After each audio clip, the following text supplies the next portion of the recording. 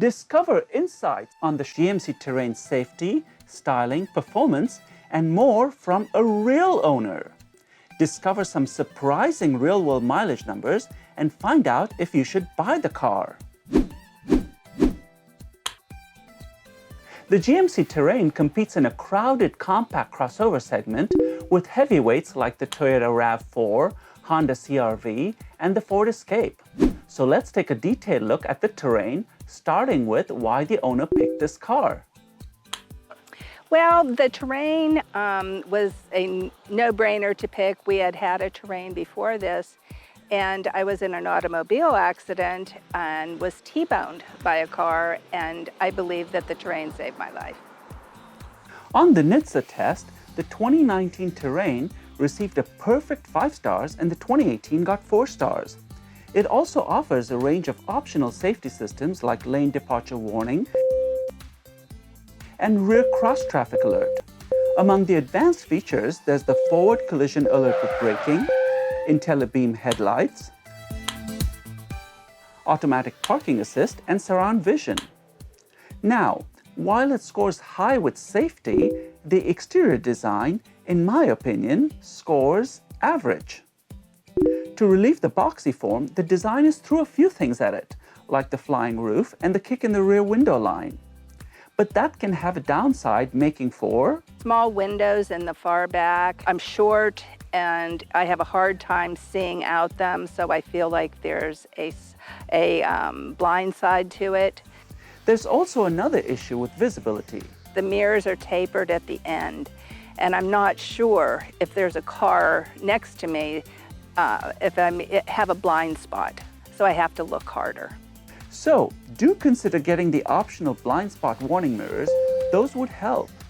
The other distinctive exterior features are the C-shaped headlights and taillights. While I'm not a fan of those, it's nice that they brought that design element into the interior too. Speaking of the interior, what does Cris like about it? The spaciousness of the cab. It's a little shorter than the older model Terrain, but it feels like a huge car. We have 2 granddaughters. They have no trouble sitting in it. Legroom and cargo room are both plenty. Now, of course, you'd expect split folding rear seats in a crossover, but how about this? A front seat that folds flat so you can load objects up to 8 feet long. Pretty neat. There's this weird push-button gear selector, but the upside is that it makes room for a nice storage compartment. The interior materials, I have a black interior and it just collects everything. So I would choose another interior. I agree. If your budget allows, consider the higher trims with leather. The instrument cluster is analog with a small digital screen, and the infotainment is through a nice touchscreen with Apple CarPlay and Android Auto. For climate control, the second row vents are standard.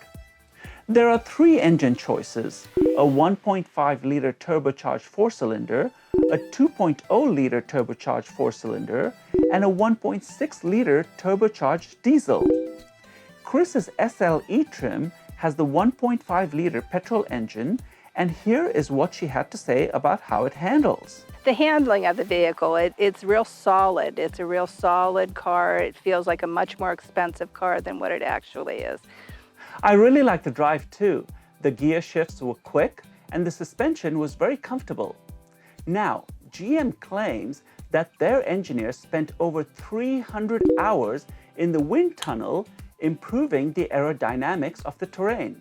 Coupled with the 9-speed automatic and the weight in the mid to high 3,000 pounds, the Terrain scores some pretty impressive EPA numbers.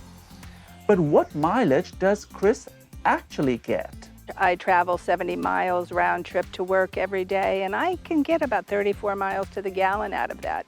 We have gone as far as 45 miles to the gallon when traveling. That's pretty impressive for a crossover. So, should you buy, consider, or skip the Terrain? I would buy the car. It's a wonderful car, it's safe, it's fuel efficient, it handles well, the dealer's wonderful. I'm a Terrain buyer. If you're considering the Terrain, take a look at our owner reviews of some of its competitors. And let's get you on the show.